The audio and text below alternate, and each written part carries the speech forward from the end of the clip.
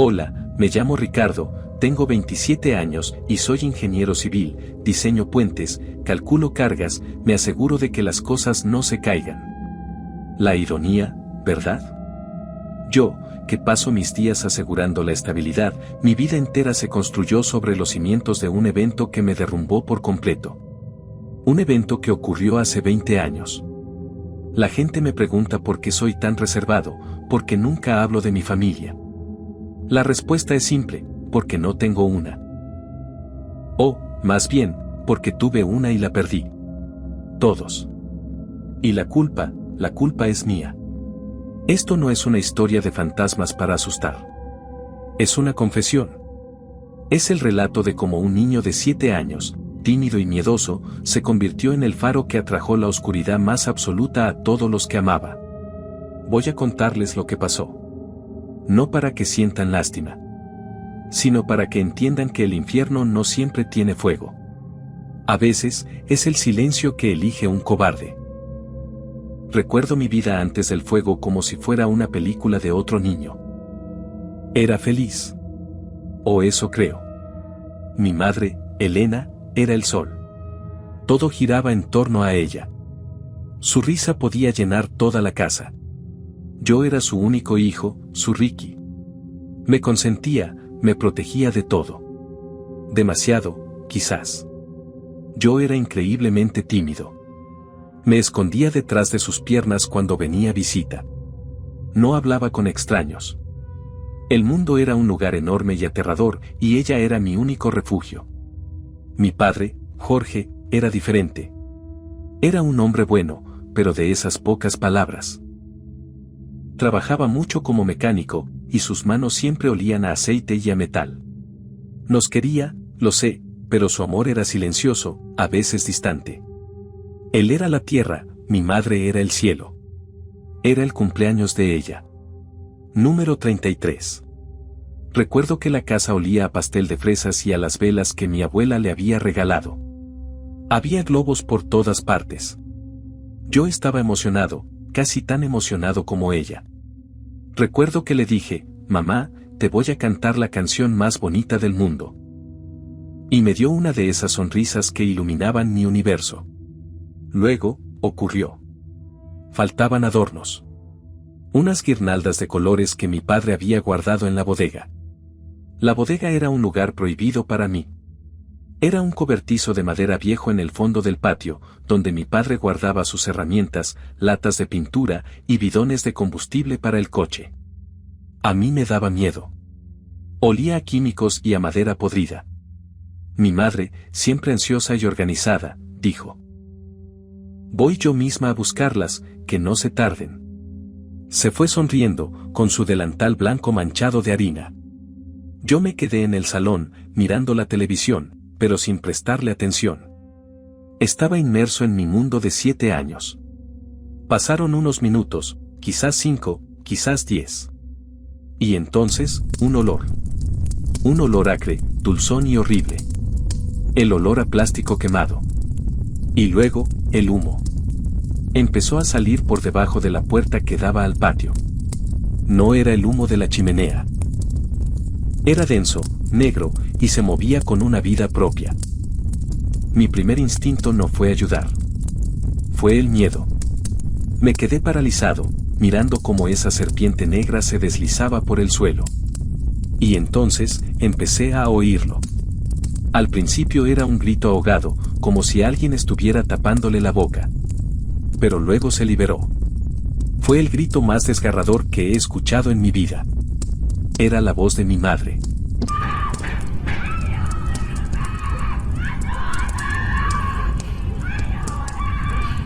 Era un grito de pánico, de dolor. Mi cerebro de niño no lo procesaba. Sabía que era ella, pero una parte de mí decía que no podía ser. Subí las escaleras, como un autómata, hasta el segundo piso, hasta mi habitación. La ventana daba directamente al patio. Y desde allí, lo vi todo. La bodega de madera era una antorcha. Las llamas eran de un color naranja tan brillante que dolía mirarlas.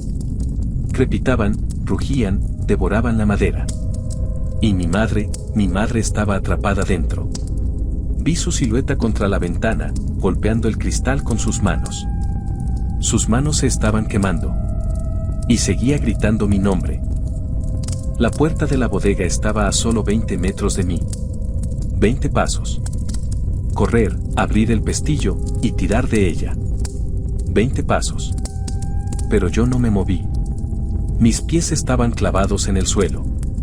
Mi cuerpo entero temblaba, pero no era de frío, era de un terror pánico y absoluto. Mi garganta se cerró. No pude gritar. No pude llamar a mi padre, que estaba en el taller de al lado. No pude hacer nada. Solo la miré. Miré cómo sus golpes se debilitaban. Miré cómo su figura se convertía en una sombra danzante dentro del infierno. Y escuché cómo su grito se convirtió en un llanto, y luego en un sonido gutural, y luego, en el silencio. El silencio más aterrador que existe. Vi cómo el techo de la bodega se derrumbó sobre ella. Y las llamas estallaron con más fuerza, como si hubieran encontrado un nuevo combustible. Y yo seguía allí, mirando. Un cobarde de 7 años que dejó que su madre se quemara viva porque tuvo miedo. Los bomberos llegaron minutos después. Una vecina los llamó. Para cuando apagaron el fuego, solo quedaban los rescoldos y el olor. El olor a carne quemada que nunca he podido olvidar. Me llevaron con una manta, y la primera cosa que dije no fue mi mamá, fue yo no hice nada. Lo que vino después fue peor que el fuego. El fuego fue rápido. Esto fue lento. Fue un desmoronarse diario. Mi padre cambió. El hombre silencioso se convirtió en un hombre vacío. Y ese vacío se llenó de alcohol y de odio. Odio hacia mí. Los bomberos dijeron que fue un cortocircuito. Un cable viejo, una chispa, y los bidones de gasolina hicieron el resto. Una tragedia. Un accidente. Pero mi padre no lo veía así. Él me miraba y no veía a su hijo. Veía al testigo impotente. Veía a la razón por la que él no estaba allí para ayudarla. ¿Por qué no hiciste nada, pendejo?, me gritaba una noche, con el aliento apestando a mezcal. ¿Eras tan maricón que no pudiste ni gritar? Ella te llamaba y tú la dejaste morir. Y luego venían los golpes. No todos los días, pero a menudo. Un bofetón por dejar un juguete en el suelo. Un empellón por no comer todo. Era su forma de castigarme. Su forma de descargar una culpa que era tan suya como mía, porque él tampoco estaba allí. Pero era más fácil culpar al niño de 7 años. Yo me lo creía. Yo sabía que era mi culpa. Cada vez que su mano me golpeaba, pensaba, me lo merezco. Pasé meses en un limbo. Iba a un psicólogo una vez a la semana. Una mujer amable que intentaba hacerme dibujar y hablar de mis sentimientos. Pero yo no podía. ¿Qué sentimientos podía describir? El único sentimiento que tenía era un bloque de hielo en mi pecho. Así que me sentaba en silencio durante 1 hora, mirando el suelo, mientras ella tomaba notas. Mis abuelos, los padres de mi madre, fueron los que intervinieron. Un día, mi abuela, doña Carmen, una mujer pequeña pero con una fuerza de voluntad de acero, llegó a la casa sin avisar. Me encontré con un ojo morado. No dijo nada. Simplemente me abrazó. Pero la mirada que le dirigió a mi padre fue suficiente. Esa noche, hubo una discusión terrible. La oí desde mi habitación. Escuché a mi abuela decir, no vas a destruir también a mi nieto, Jorge. Ya perdiste a tu mujer, no te lleves a tu hijo. Y así fue. Me fui a vivir con ellos. A su pequeña casa en el centro del pueblo. Para mí, fue como salir de una cueva oscura y entrar a un lugar lleno de luz, calidez y el olor a mole de mi abuela. Empecé a ir a la primaria local. Traté de ser un niño normal. Hice amigos, jugué en el recreo, saqué buenas notas. Durante casi 1 año, funcioné. La rutina, el amor de mis abuelos, la estructura, todo eso me mantuvo a flote. Por un breve periodo, casi olvidé el olor a quemado. Casi. 1 año y 3 meses después de la muerte de mi madre, sonó el teléfono. Era un vecino de mi antigua casa. Mi padre se había colgado de una de las vigas del taller. La misma viga donde solía colgar las llaves del coche. Dejó una carta. Era corta. Decía: a mí, Elena amada, ya voy a alcanzarte. Te espero. A mí, Ricky, te pido perdón por todo. No fue tu culpa, hijo. Fue mía. Te quiero. La culpa que yo sentía se duplicó, se triplicó. Ahora no solo era responsable de la muerte de mi madre, sino de la de mi padre. Su carta, que intentaba absolverme, me sentenciaba. Él murió por mi culpa. Ahora era huérfano. Completamente solo. El bloque de hielo en mi pecho se convirtió en un glaciar. Pasé unos 6 meses en una niebla. Mis abuelos me cuidaron con una paciencia infinita. Y entonces, llegó Celina. Su familia se mudó al pueblo un día de verano. Llegaron en una camioneta vieja, con todos sus enseres amontonados en la parte de atrás. Eran extraños. El padre, un hombre delgado que no miraba a nadie a los ojos. La madre, una mujer gorda, siempre vestida de negro, con una mirada perdida y hostil. Y Celina. Una niña de mi edad, pálida, con el pelo tan negro que parecía absorber la luz. El pueblo es pequeño. Los chismes vuelan más rápido que el viento. Y los chismes sobre esa familia eran oscuros. Decían que huían de otro estado, de un pueblo del norte. Decían que la madre, la señora de Celina, era una bruja. Una bruja de verdad. Que practicaba santería o cosas peores. Y que a donde quiera que esa familia iba, las desgracias lo seguían. Que las cosas se movían solas, que los animales morían, que la gente se enfermaba. Al principio, lo tomé como otro cuento de pueblo. Pero las cosas extrañas empezaron a pasar. Empezó sutilmente. Las campanas de la iglesia, que solo sonaban para misa y a las 12 del mediodía y 6 de la tarde, empezaron a sonar a las 3 de la mañana. Siempre a las 3. Un repiqueteo seco, insistente, en medio de la noche. El cura decía que era el viento, que el mecanismo estaba viejo. Pero la gente empezó a murmurar. Luego, la gente del pueblo comenzaba a ver cosas. Sombras en los jardines. Caras que se asomaban por las ventanas cuando sabían que no había nadie dentro. Nadie quería a la familia de Celina. Los niños en la escuela la evitaban como si tuviera la peste. Y yo, más que nadie. Yo, que ya tenía mis propios fantasmas, no quería invitarme a los de ella. Pero ella no me evitaba. Siempre me buscaba. En el recreo, se sentaba cerca de mí, aunque no dijera nada. En la fila para salir, se ponía detrás de mí. Me sentía incómodo. Me sentía observado. El rumor más fuerte fue el de Juan. Juan era el niño más valiente de la escuela. El que no le tenía miedo a nada. Un día, llegó llorando, con un arañazo profundo en el brazo. Dijo que una cosa lo había atacado en su cuarto. Algo oscuro, rápido, que se había escondido en su ropero y le había saltado. Sus padres lo llevaron al psicólogo, pero la gente ya sabía qué era. O quién lo había traído. Y luego, llegaron a por mí. Empezó cerca de Navidad. El pueblo se decoraba con luces, pero yo sentía un frío que no tenía nada que ver con el invierno. Empecé a escuchar cosas. Pasos en el pasillo cuando mis abuelos ya dormían.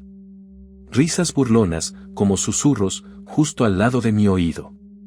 Lo atribuía a mi imaginación. A mi trauma. El psicólogo me decía que era normal, que mi cerebro estaba procesando el duelo. Son ecos, Ricardo. No son reales. Pero sí eran reales. Un día, mis abuelos salieron al mercado. Yo me quedé solo, viendo caricaturas. Era un día soleado, normal. De repente, la habitación se oscureció. No como una nube, sino como si alguien hubiera apagado el sol. Y un olor. Un olor dulzón y putrefacto, como carne pasada y flores muertas. Me levanté y miré por la ventana al patio. Y ahí estaba. Era una mujer. Alta, demacrada. Vestía un vestido negro y andrajoso. No tenía pelo. Su cabeza era una calva pálida y manchada. Sus manos, sus uñas eran larguísimas, curvas, negras y sucias. Parecían garras. Estaba de pie, junto al pozo de agua, mirando directamente hacia mí, hacia la ventana. Y entonces, sonrió. Su sonrisa no era de alegría. Era una grieta en su rostro, llena de dientes podridos, negros y puntiagudos. El pánico fue tan absoluto, tan abrumador, que mi cuerpo simplemente se apagó. Me desmayé. Cuando desperté, estaba en mi cama, con una toalla húmeda en la frente. Mis abuelos estaban a mi lado, con caras de pánico. Ricky, mijo, ¿qué te pasó? Te encontramos tirado en el suelo. Yo temblaba, sin poder hablar. Pero mi abuela insistió, dinos, niño, ¿qué viste? Y se lo dije. Les describí a la mujer, el vestido, el olor, la sonrisa. Mi abuela se puso blanca. Miró a mi abuelo y dijo, con una voz que no conocía, viejo, esa chingadera ya se metió al patio. ¿Qué vamos a hacer? Mi abuelo, un hombre tranquilo que casi nunca se enfadaba, se puso de pie y su rostro se endureció como una piedra. Tranquila, mujer. No va a meterse a la casa. Voy a echar agua bendita y voy a sacar la escopeta. Y ahí fue cuando me lo contaron. Esa misma noche, durante semanas, habían estado viendo a la mujer. Se les aparecía en el patio, a veces en el corredor, y les susurraba cosas. Les decía, déjenme pasar. Solo quiero darle un abrazo a mi niño. Un beso. Él está tan solo. Él me extraña. Y después se reía, una risa burlona y horrible que les helaba la sangre. No me habían dicho nada porque pensaban que era una vieja loca, un alma perdida, y no querían asustarme más de lo que ya estaba. A partir de ese día, la casa se convirtió en una fortaleza. Mis abuelos ya no me dejaban solo ni un segundo. Iba al baño con mi abuela esperando fuera. Comía con ellos en la cocina. Y por las noches, dormía con ellos en su cama grande, entre los dos. Mi abuelo ponía la escopeta cargada en la esquina de la habitación y un crucifijo en la mesita de noche. Durante un par de semanas, funcionó. La mujer dejó de aparecer.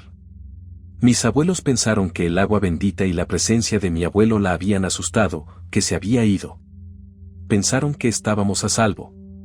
Y yo, en mi ingenuidad de niño, empecé a creerlo. Quería mi habitación. Quería mi espacio. Así que una noche, les dije que ya era grande, que quería volver a dormir en mi cama. Fue la decisión más pendeja que hemos tomado todos juntos. Esa noche. Esa maldita noche. Jamás la voy a olvidar. Faltaban 2 días para la cena de Navidad. Regresábamos del centro, de comprar los últimos regalos. Llegamos a casa ya muy de noche. Cenamos algo rápido y yo, con mucho sueño, me fui directo a mi habitación. Me acosté, abrazando mi viejo oso de peluche, y por primera vez en mucho tiempo, me sentí seguro. Me quedé dormido casi al instante. Pero no fue un sueño tranquilo. Empecé a sudar. Un sudor frío y pegajoso. Sentí un calor horrible, como si la temperatura de la habitación hubiera subido a 50 grados. Y entonces, lo escuché. Una risa. Una risa burlona, baja, que venía de dentro de mi ropero. Era la misma risa que mis abuelos describieron. Abrí los ojos de par en par. La habitación estaba a oscuras, pero sentía que me estaba mirando. Quería gritar. Abrí la boca, pero no salió ningún sonido. Era como si me hubieran estrangulado la garganta. Y entonces, la voz. Era una voz que me rompió el alma. Ricky, mijo. Era la voz de mi madre. ¿Por qué no me ayudaste? Yo te extrañé tanto, mi niño. Te quiero mucho. Ven, déjame darte un abrazo. Solo un abrazo y te sentirás mejor. Estoy aquí para cuidarte. Exactamente igual. Tierna, llena de amor. Las lágrimas empezaron a correr por mi cara. Una parte de mí, la parte desesperada y solitaria de un niño de 8 años que había perdido todo, quería creerla. Quería levantarme, abrir ese ropero y abrazar a mi madre por última vez. Pero otra parte de mí, la parte que la vio arder, sabía que era una mentira. Me quedé quieto, llorando en silencio, sin moverme. Y la voz cambió. La ternura se convirtió en veneno. La voz de mi madre se transformó en un rugido gutural, demoníaco, que salía de todas partes del ropero. Pendejo, abre el puto ropero, te dije. Maldito cobarde, no pudiste ayudar a tu mamá. La dejaste morir ardiente. Eres un maricón que no hace nada, nunca hace nada. Tu padre tenía razón, eres una carga, una desgracia. Mírame, soy lo que eres. Ceniza y miedo, abre esta puerta y recibe tu castigo. Lloraba desconsoladamente, temblaba tanto que la cama vibraba. Mis abuelos me escucharon. Oí sus pasos corriendo por el pasillo. La puerta de mi habitación estaba cerrada. Intentaron abrirla. «Ricky, abre la puerta, hijo», gritaba mi abuelo. No podía. La puerta no se movía. Era como si estuviera soldada al marco. Estaba atrapado. «Está atorada», gritó mi abuela. «Ricky, empieza a rezar, mijo. Reza el Padre Nuestro, ahora mismo», me ordenó mi abuelo desde el otro lado. Con la voz entrecortada por el sollozo, empecé a rezar. «Padre Nuestro, que estás en el cielo». La cosa del ropero soltó una carcajada que hizo temblar las paredes. ¿Crees que tus plegarias tontas me van a detener? Tu Dios te abandonó hace mucho tiempo, niño. Mientras yo rezaba, oí a mi abuelo bajar las escaleras a toda prisa. «Voy por el agua bendita», gritó. Oí sus pasos en la planta baja. Y entonces, mi abuelo gritó. No era un grito de miedo, era de sorpresa y asco. «Carmen, no subas. Hay marcas de pies descalzos en la escalera. Son de barro, pero están húmedas sí. Y huelen a podrido». Mi abuelo volvió a subir las escaleras. Oí como reza, un Padre Nuestro fuerte y firme, mientras subía. Llegó a la puerta y oí el chapuceo del agua bendita en el suelo. Empezó a rociar la puerta. El efecto fue inmediato. Se escuchó un siseo, como si hubieran echado agua a una plancha caliente. Un olor a carne quemada, el mismo olor de la bodega, llenó el piso. La cosa del ropero gritó, un agudo y horrible grito de dolor. Mi abuelo dio un portazo y la puerta se abrió de golpe. Él paró en el umbral, mirando hacia el ropero, que ahora estaba entreabierto. «No», dijo mi abuelo con una voz que mezclaba el terror y la rabia. «No te lo vas a llevar». Y dio 2 zancadas y abrió el ropero de par en par. Mi abuelo se quedó como una estatua, con los ojos desorbitados, mirando al interior. Y luego, se desplomó. Cayó hacia atrás, como un muñeco de trapo, y golpeó el suelo con un ruido sordo. Mi abuela, que estaba detrás, soltó un grito que salió de lo más profundo de su ser y se deslizó por la pared, llorando sin consuelo. Yo me quedé inmóvil en la cama, mirando el ropero abierto. Estaba vacío. No había nada. Solo la oscuridad. Pero el frío, el olor, la presencia, todo eso se había ido. Se había ido con la vida de mi abuelo. Llegó una ambulancia. Hicieron lo que pudieron, pero no había nada que hacer. El médico dijo que fue un infarto masivo. Un ataque al corazón provocado por un shock extremo. Pero yo sé la verdad. Esa cosa lo mató. Lo asustó hasta la muerte. Después de esa noche, la entidad nunca más volvió a aparecer. Pero el daño estaba hecho. Me enteré por los vecinos, días después, que esa misma noche, la familia de Juan, el niño valiente, había vivido un infierno similar. Y otra familia, al otro lado del pueblo, dijo que un hombre de traje se les apareció en el salón. El pueblo, encolerizado y aterrorizado, casi lincha a la madre. El pueblo, encolerizado y aterrorizado, casi lincha a la madre de Celina. Fue una turba enfurecida que fue a su casa con antorchas y palos. Gritaban bruja y asesina. La policía tuvo que intervenir para sacarlos. A la familia de Celina la echaron del pueblo al día siguiente. Se fueron en medio de la noche, como ladrones, sin mirar atrás. Nunca más supe de ellos. Ni de Celina. Mi vida se detuvo de nuevo. Mi abuela, ya rota por la muerte de mi madre y ahora por la de mi esposo, se apagó. Se convirtió en una sombra. Pasábamos los días en silencio, en esa casa que ahora se sentía como una tumba. Ella falleció 5 años después. El médico dijo que fue de un paro cardíaco, pero yo sé que murió de tristeza.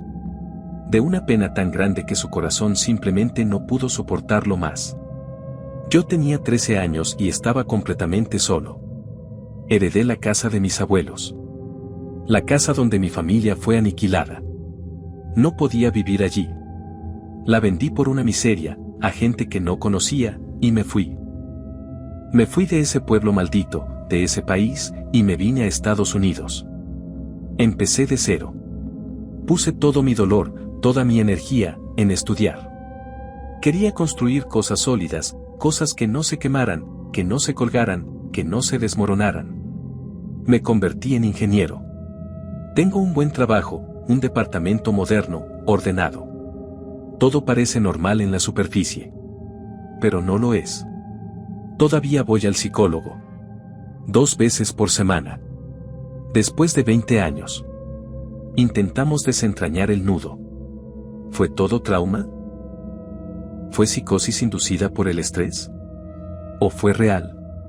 A veces, él cree que fue mi mente creando monstruos para castigarme. Otras veces, no sabe qué decir. Yo ya no sé qué creer. La única voz que me importa es la que me dice la verdad cada noche, cuando me acuesto.